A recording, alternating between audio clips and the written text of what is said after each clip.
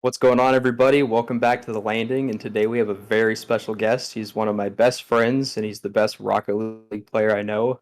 Brandon, welcome to the show. Hey, thanks for having me. Good to be here. Of Yeah, course. of course, man. And I'm really glad that we had you on the show too, because I mean, like Fisher, he knows more about COD than anybody else that I know, and I'm an amateur player at best. And just talking to you, you know a lot more about COD than I do. And I mean, I remember talking to you. You were one of the first people I met that was, I thought, as into Black Ops 2 as I was.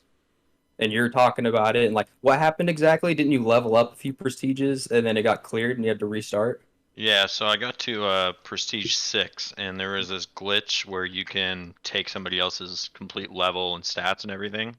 And my buddy Oh. wanted to get my Prestige, but he did the glitch, but he did it backwards, so I got reset to level 43 or something like that.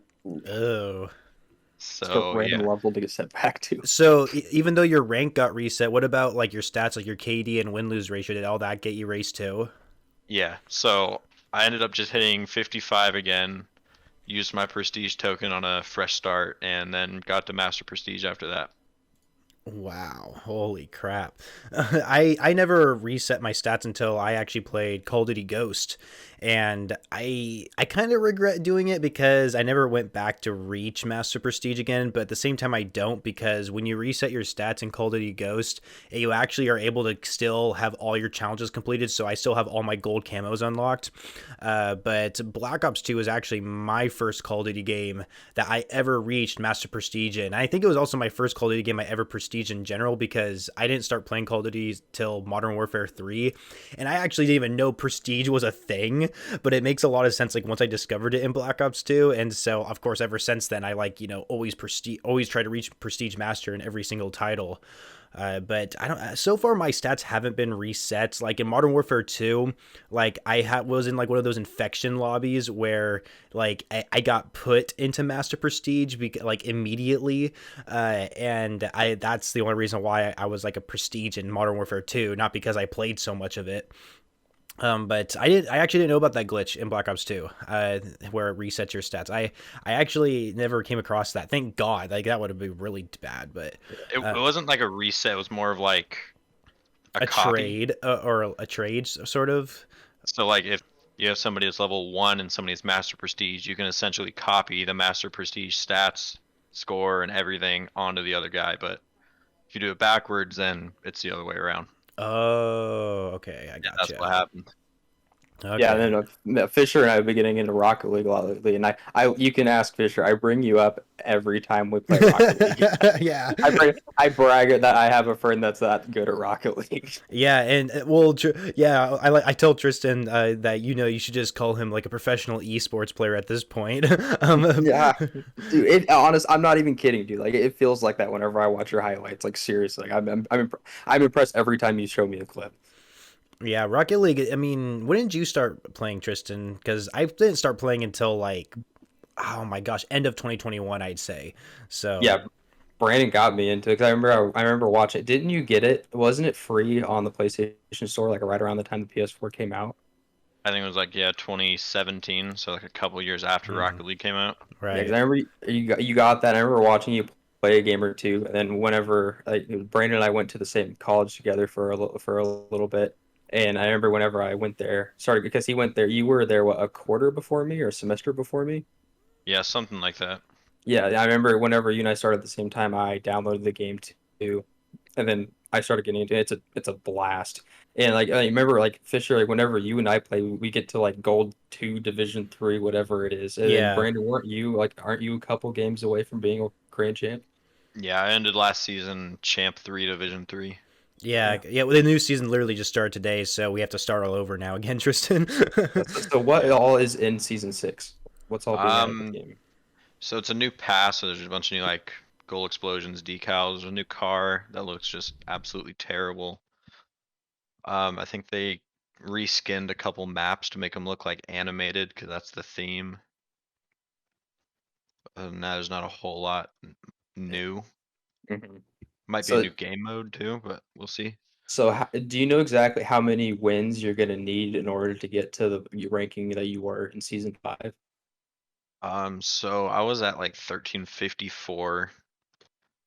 or 1360 something around there, but I'm at 1260 now, so it's about 10 wins to get back to where I was.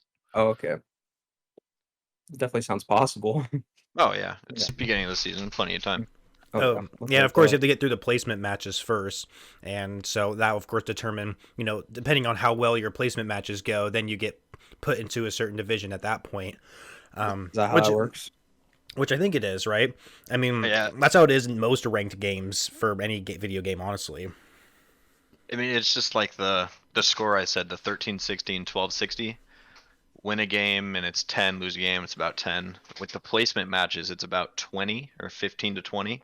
Mm. So they're much more critical. Oh, right. That makes a lot more sense. So, like, if you win all 10 of your placement games, then you're going to get placed really high right off the bat. Yeah. Exactly. Yeah. Yeah. Call of Duty's the same way. I mean, I want to actually get into Vanguard ranked play and see how that turns out. But I mean, I know Call of Duty's in a really shitty position right now. But I used to play Black Ops 2 League play, and that was really fun. And of course, that system they had back then worked extremely well. I don't know why they can't just like copy and paste that exact same ranked play into future Call of Duty titles. I don't know why they have to change it up, but I mean, it is what it is. And of course, with Rocket League, the premise of Rocket League is so simple. It's literally soccer, but you're driving in a car. Like that, Yeah. it's so easy. But of course, there's definitely a high skill gap in Rocket League. You have to time it right when you're going to hit the ball. The aerials kind of takes a lot of practice as well. And of course, even being goalie can be really challenging as well, because you got to know like which direction the ball is going to go, so that way like how high you need to jump in order to actually block it. So there's a lot of skill within Rocket League, and I think that there's a reason why competitive Rocket League is so popular, just because of there's a huge skill gap with and a very simple game in itself. And I think that's why I like Rocket League, because the idea of the game, it's easy to understand, but that there's a lot to learn and how to get better at it. And that's part of the reason why I loved getting into it, just because it was kind of like Call of Duty. The matches don't really last too long, but the idea of what you're doing is simple, but how you like go about winning, it can be really challenging. Right, yeah. I think personally it has the highest skill gap, skill ceiling and everything compared to any other game. Because if you see the pros in Rocket League and you just throw in some guy that's been playing for 20 hours, it's not even going to be close. In Call of Mm-hmm. Duty, you can pop a couple kills, get lucky in team deathmatch against much higher level players. That's not the case in Rocket League. Mm-hmm. That's Yeah, that's true. definitely. Yeah, and then one thing that we wanted to talk about too is we want Fisher. I want you to explain to Brandon why you think Modern Warfare 2019 is the worst ever COD. 'Cause because you okay, so because obviously we disagree, but you go in depth about why you don't like it, and a lot of the things just fly over my head. And I know they're like Brandon, like it's things I know that you could understand, because I know that you would go for like getting the gold camos, the diamond camos, and getting like all the like getting this amount of Mm-hmm. headshots for this calling card or whatever it is. Yeah. Like I never, I mean, I obviously I understood how it worked, but I never cared about it really. I would just choose one gun that I liked and just stuck to it, Yeah, you're and very that's why I like casual when Scar. you play Call of Yeah. Duty. Oh, absolutely. Like whenever I play Black Ops 2, I just use the Scar every time. And And yeah, and the thing yeah, but is, yeah, but I'm sorry to interrupt you here, but like the thing is, like I think that's why Modern Warfare is so popular, because it appeals to casual fans. Whereas me, I'm not a casual Call of Duty player. I am like hardcore, dedicated, complete every single thing. I'm just so all out there, and Modern Warfare doesn't provide that to dedicated Call of Duty players like myself. And so like, and I even went back to play it not too long ago, and I kind of forgot about like some of the things that Modern Warfare had that I just didn't like. Like the first thing I don't like is the mini map. Like they do not have a classic mini map in Modern Warfare. And what I mean by that, like, I don't know if you guys knew this, but there wasn't even supposed to be a fucking mini map in multiplayer. The only way you were able to see it is if you called in a UAV or something. But with, of course, the amount of backlash before launch, they added it into the game, but not like it really mattered, because enemy red dots would never pop up when they'd shoot an unsilenced weapon. And so, and I think because of that, it causes people to camp a lot more, and you definitely see that a lot within Modern Warfare, and it gets super annoying annoying. And another thing is the fast time to kill. I mean, I'm not too picky about too fast time to kills, honestly, because I do play hardcore mode like half the time. But, I think if you're going to have a good gunplay experience, you can't have a fast time to kill. There needs to be more skill when it comes to like how long your aim should be at an enemy player. Hence why I think I really liked Black Ops 4, because it had a slow time to kill. It took a lot more shots to kill enemies. You had to stay on target, where in Call of Duty games where you had a fast time to kill, it doesn't take as much skill to stay on target. So that's just like one of the biggest gripes I had with Modern Warfare. Oh yeah, I like a lot of those points except the time to kill thing. If you take it back to, let's just say, Call of Duty 4, where it had a fast time to kill because every gun was good. It was very balanced because there was nothing just completely overpowered. And then you take it to Black Ops 2, a little bit in the future. That's when I started playing hardcore, because the time to kill started to get increased. And for me playing hardcore, I know a bunch of other people love to play hardcore, it starts to split the player base, and Right. that's not something you want. You need more balance. I think Modern Warfare's time to kill was very good, but there was too much meta for all the primary guns and perks that it wasn't balanced in that direction. Yeah, that's understandable. And one thing I will say is like Search and Destroy. Modern Warfare is known for having a good Search and Destroy mode, which I can definitely get behind, even though I'm not really much of a Search and Destroy player. And that's mostly because like when I go for gold camo on my weapons, Search and Destroy is not the best game mode to play on. Like you don't play Right. Search and Destroy to like unlock gold camo. But when it came to like all the other respawn game modes, like the actual spawn logic in the game was atrocious. It was so bad. And I like how we have, Shoot House and what's it called, Shipment. I'm glad we have like a 24/7 playlist in case you just want to grind a bunch of kills. But in all grand scheme of things, Shipment, yeah, sure, you can get a lot of kills. You might be able to get a high KD, but at the same time, you're most likely going to get a lot of deaths. And if you play Shipment enough, you realize how bad the spawns actually are, and they definitely can translate into the other 6v6 maps. I mean, obviously, the bigger, the less likely you can get spawn trapped, but I just felt like the spawn logic wasn't really good in Modern Warfare, hence why I didn't really like the experience too much as well. And of course, it kind of combines with like the fast time to kill, so it can make spawn killing really easy if you just always have your line of sight in a certain location. So that was like another gripe I had. I don't know. What's your opinion about it? I thought the spawns were absolutely abysmal, but I also think that they kind of tilted the game for it favors campers and it favors hard rushers, and that's really it. If you aren't Yeah. one of those, you're not going to have the best time. Like they kind of kept those mechanics all the way through Vanguard and Cold War too, which sucks because I'm kind of in the middle. So Yeah. I'm definitely left out on that aspect because I'm not somebody that's like slide canceling, jumping around every corner. And I'm not somebody just sitting in that same corner.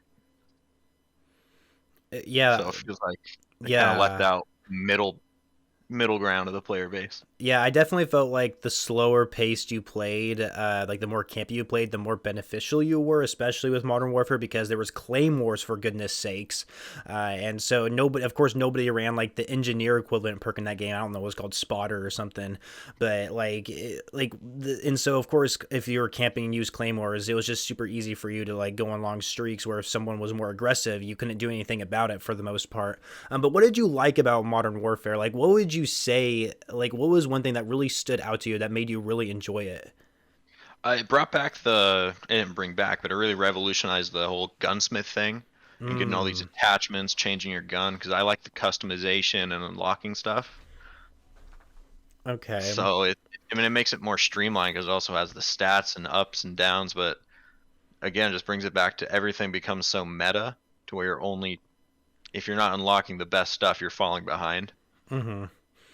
That's true. I can get behind the gunsmith. Personally, I liked that introduction with Modern Warfare. However, when it came to like looking like at the stats of like how it's changing your weapon, Cold War and Vanguard, especially Vanguard, did a much better job on like getting detailed on like how much faster your fire rate is, or like how much slower your ADS speed is actually going to be. And Vanguard did a great job on that. I get, Modern Warfare was the first game in the series to actually do it, but and so just got better over time. But the thing I really did not like about the whole gunsmith system in Modern Warfare was that 90% 80% of the attachments made you have slower move speed or slower ADS speed. And I think that is the part of the biggest reason why a lot of people camped in Modern Warfare, is because it just slowed you down so much. And that's why nobody was like moving. They were just sitting in corners the whole time. And I think that's what really killed, I think, the game for me. It's just like, it just convinces everyone to just not move as fast, because all your attachments, yeah, sure, like you might have better accuracy or whatever, but man, your movement speed and ADS speed is going to get slowed down horrendously. And I really killed it for me, in my personal opinion. Yeah, I agree. Yeah, but Tristan, come on, pitch in here. I want to Yeah, hear no. You know, this is perfect. You know, this is the first time you guys have met. I was like, this is something that could easily break the ice between you two. Yeah.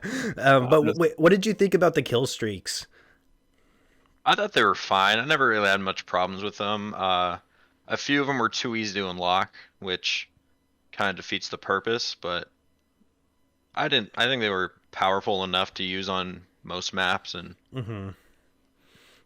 they were Yeah. unbalanced for sure, but there were some bright spots. Yeah, I thought they were pretty decent for the most part. I will say white phosphorus can get annoying sometimes. I mean, I don't know if they'll ever bring that back, but I don't know if it was as annoying as like the system hack from Advanced Warfare, if you guys remember what that was. God. But Couldn't use your exosuit. yeah, I really like how they brought back Chopper Gunner, though. That was like a really iconic kill streak I enjoyed using. Of course, the gunship. It seems like every Call of Duty game has a gunship now, or an AC-130. Because I was thinking about making a video like going over all the AC-130s in Call of Duty, and I realized like when I got closer to the more recent Call of Duties, I'm just like, every single title back to back has like an AC-130 equivalent.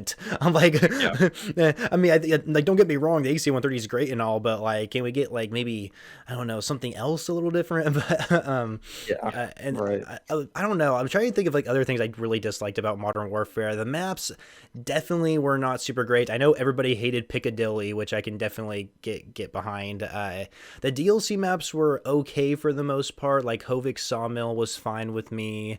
I don't know. I honestly, was it not shoot the ship? That's the playlist name. The Shoot House. Honestly, I wasn't a big fan of Shoot House. Like that was like the only map I played to like try and get long shots on the very center. But I'm trying to like, there's not really any maps I can think on the top of my head that were just like outstanding to me, if I'm being honest with you. And I just didn't really like how most of them played. Also, the doors were really annoying. I'm sure we can agree with that. Yeah, absolutely. The Vanguard doors are a little bit, they're a little bit less annoying because you can actually shoot through them, whereas like Modern Warfare, they're all metal doors and they make like the loudest noise. Oh, that was another thing. Audio. Footstep audio was way too loud. And I think that was another incentive why people camp their asses off in that game, is because like literally if one person's standing still and the enemy is like rushing towards you, you can easily hear their footsteps from like 100 miles away, from what it seems like. And so you might as well just be patient enough for them just to come around the corner for you to take them out. And so there's a huge incentive to camping, because it's literally, you literally have to listen to footstep audio if you want to do well in multiplayer. I hate it so much. Also, they didn't make dead silence a perk. They made it a field upgrade, so it only like a temporary amount of time that your footsteps are actually silent. Really was dumb, was not a great idea. And I just just a combination with that and like fast time to kill and like the mini map not being like the OG mini map from previous Call of Duty games, it just did not flow together in my opinion. But the campaign was good, I'll say that. I really enjoyed the campaign. And of course nobody wants to speak of Spec Ops whatsoever. Did you guys ever play Spec Ops in Modern Warfare? No. Yeah, they dropped the ball on that. It was terrible. Might as well just play the campaign. Really? Yeah. It's funny too. Remember they were saying how they were going to continue the storyline through Spec Ops mode? Yeah. Yeah. And then eventually they just like transferred it over to Warzone. In my opinion, Warzone saved Modern Warfare. Like that was the only reason why you would play its multiplayer, was because of Warzone. Because from my understanding in the community, not a whole lot of people liked playing Modern Warfare unless it was first search and destroy. But once Warzone came out, all of a sudden people love saying how good Modern Warfare is, and I'm just like, well, how are people like on board with this? Like, does nobody remember all the problems this game has? Like, I don't know. It just really irritates me. But Brandon, do you actually play Warzone? I'm actually curious. I used to, but I really liked it at first few months because it was new to everybody. But the supply crate ruined Warzone. Oh, the It loadout makes drops. Yeah, it makes it unplayable for me at least. Because Mm-hmm.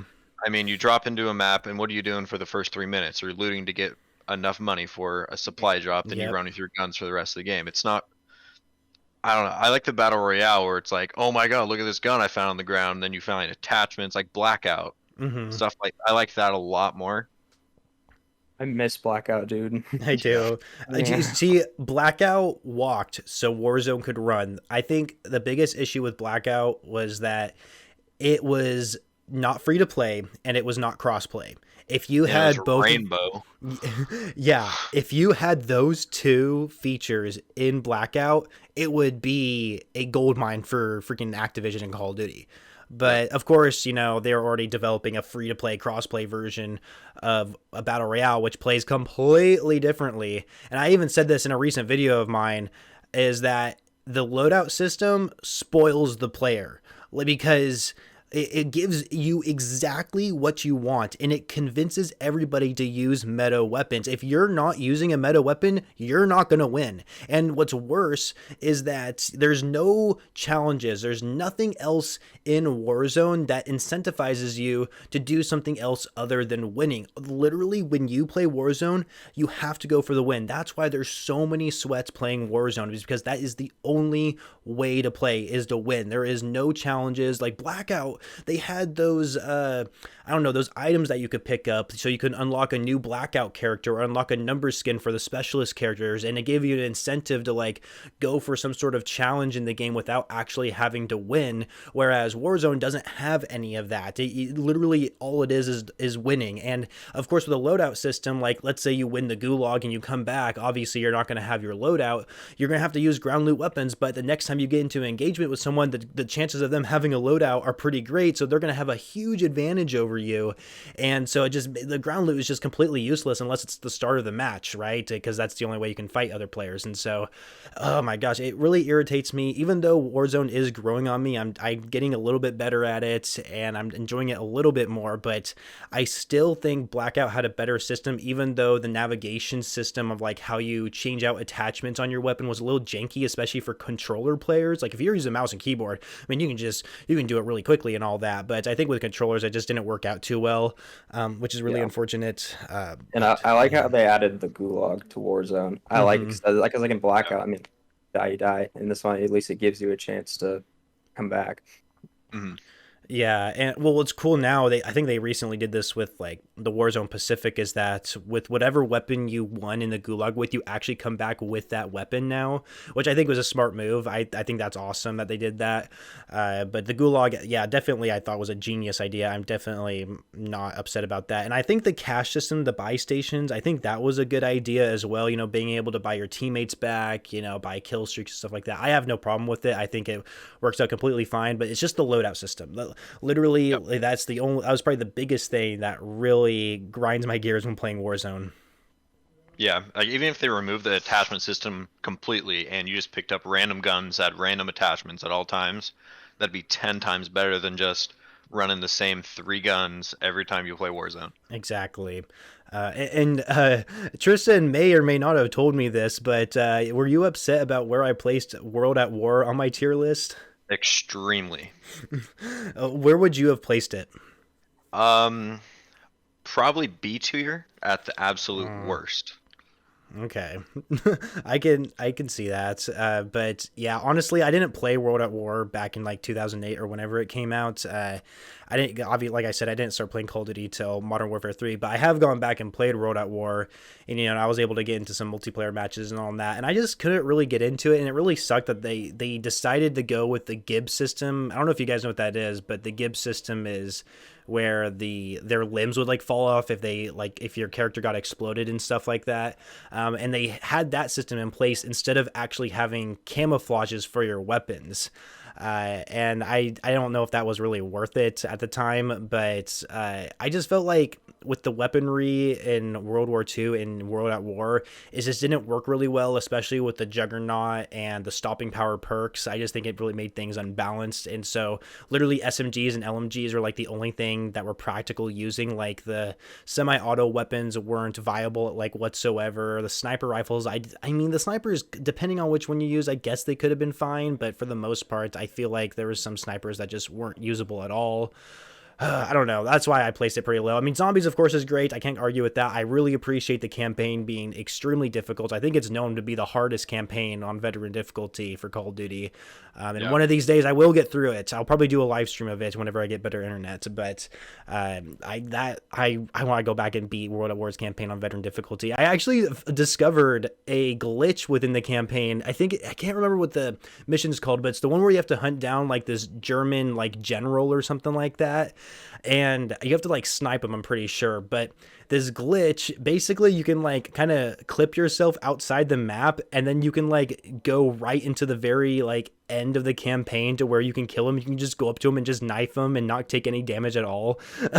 Like I just discovered that like just yesterday from on just a random recommendation on YouTube. But I also like some of the Easter eggs that they had within the campaign. Like you can get the ray gun on that beach. I thought that was really cool.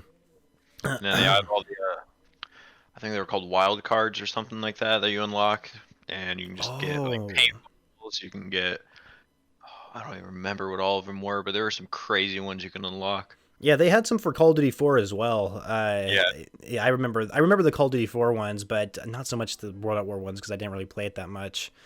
But Tristan, did you ever play World at War's campaign? Not really. I touched it a little bit. I think in 2018, I was working at a furniture place, and I'd get home and I'd be up till like 1 in the morning playing it for like I think it was like 3 days in a row. And after that, I just quit playing it. Like the only thing I really touched with it was the multiplayer. And the one thing that really sets World of War apart for me compared to other CODs is the main menu music. Oh yeah, It sends chills down your spine, dude. Mhm. Like it's unsettling. I remember just listening to that at 11:30 at night, and everyone's asleep, and it's just gives you goosebumps. Do you want to know I what's think even? Go ahead. I was gonna say one of the what sets World at War apart from probably every Call of Duty is that the maps. They maybe had 1 or 2 3-lane maps. The rest of them were just maps. They're just was- scatter piles. Yeah, but they were all perfect almost. There was like 1 or 2 maps that everybody skipped, but everyone else was just perfect and beautiful, and it was all dark. The mood was dark, and it was just gloomy. And Do you guys remember playing the OG Verruct and like hearing like the screams in the mental asylum? yeah, It's funny That was so you creepy. mentioned that because there's actually a certain maps in for World at War's multiplayer where if you just go into a private match and you go to like certain jail cells, you can hear like ghosts like of prisoners like crying or screaming for help and stuff like that. It's so creepy. Like oh my gosh, or like because Verruct, you know, it's kind of based on the multiplayer map from World at War, and you can actually go to the showers or whatever. You can hear like a little girl crying or something like. It's so creepy. But the dentist chairs and everything too. Oh my gosh, they did a really good job making the game creepy. I'll give Treyarch that. You know, it's funny because like I think Call of Duty Ghost tried to go with a similar route when it comes to like a dark theme or whatever, but obviously Ghost didn't really work out too well. Yeah, World at War, yeah, even though I placed it low on my tier list, I don't know, I just couldn't, the multiplayer just wasn't for me, I guess. Of course I know the game's dated and the hit detection isn't really that great, but I don't know. I guess I should have been there for its prime. Maybe I probably would have ranked it higher on my list, but I don't know. You guys remember that episode of The Office when they're all playing World at War on their computers? Yes. Yeah. Wait, was it World at War? Or was it like Call of Duty 3 or something? I thought it was like Call of Duty 3. Yeah, it might have been before World at War. Yeah, I do remember that though. So Brandon, what's your favorite Call of Duty game of all time? Black Ops 2. That's very, very respectable. I mean, how can you not like that game? Oh man, it's so good. What's your favorite gun in that, Fisher? You had to pick one. Black Ops 2? Mm-hmm. Oh God, my favorite gun. For some reason, when I think of Black Ops 2, the first gun that comes to mind is the AN-94. Okay. So that That was an might be my favorite. overpowered gun in zombies, and you could buy it off the wall. But they didn't Yeah. introduce it until Buried, right? Yeah, Die Rise. yeah, that's right. It was in Die Rise. Oh Yeah. yes, Yeah, yeah, that and the PDW. Weird hallway over a little ramp. yeah. The PDW was my most used SMG in multiplayer. I know that. Which is surprising. I don't know why I didn't really lean to towards other ones, but the only diamond camos I legitimately unlocked in Black Ops 2 were my rocket launchers and my SMGs. I got some gold on like other weapons like the DSR. I think I got gold and maybe the ballista, but and then some, of course, assault rifles. But now I have diamond camo on everything because of an infection lobby I went into last time I played Black Ops 2. So I got diamond camo on all my weapons now. But God, that game is just so nostalgic. I mean, it was just perfect. Like I hate to say perfect because it definitely had its problems. Like shock charges were definitely a little annoying in multiplayer. C4 sandwiches were pretty overpowered as well. But for the most part, I felt like everything was just perfect and balanced, and all the maps were just so much fun to play on. Like everyone talks shit about that one big map in multiplayer, Aftermath. Oh but yeah, it's but garbage. honestly, Yeah, the I hate that map, like if you compare it to like some of the maps we're getting now in Call of Duty, it's like god tier of a map. The map really isn't like, the only reason why I think it's really bad is because of how big it is. I think that's what really killed the vibe for a lot of people. But I mean, yeah, it definitely was the worst map in Black Ops 2 for sure. But like all the other maps, like I couldn't even tell you what the second worst map is, honestly. It's just played so well, and I really love the remake of Summit in Black Ops 2. I think they called it Uplink, and it was raining instead of snowing or whatever. Yeah. I thought that map was just so beautiful in my opinion. The kill streaks, oh my goodness, the swarm kill streak. We've only seen that once in Call of Duty. The VTOL warship, the Lodestar, It was so cool that they brought back a firing range too, and they made a studio. oh Yeah. yeah, they called it Yeah, that studio. was really nice. Yeah, see, they didn't just like remake maps, they reimagined them. So it's like the same layout and everything, but the vibe you get from it is completely different. Like, Yeah, I you love know how who they did that best? Who? Infinite Warfare when they did Rust. Oh my god. You never played Infinite Warfare, did you, Brandon? I think I played about 3 minutes of it on somebody else's PlayStation. Did you ever see their reimagined Rust? No, It was so bad. I Terrible. can imagine. So It was freaking horrible. bad. And I think that the DLC that came out they released a new weapon. It was like this sniper rifle. Oh my god. Like literally, like the sniper rifle, it's like what the one thing that was unique about it was that if you hip fired with it and the enemy was in your crosshairs at like any distance, you would always hit them, but you would only get like a hit marker. But if you were playing hardcore mode, you could always guarantee a no scope every time. And it just made it extremely powerful, like no skill whatsoever. So they had to nerf it in hardcore mode. But yeah, I remember that sniper being added. So, oh my goodness. Infinite Warfare, yeah, definitely not the greatest Call of Duty. I would say it is the worst advanced movement Call of Duty game. I would, yeah, Black Ops 3 is probably my favorite advanced movement. But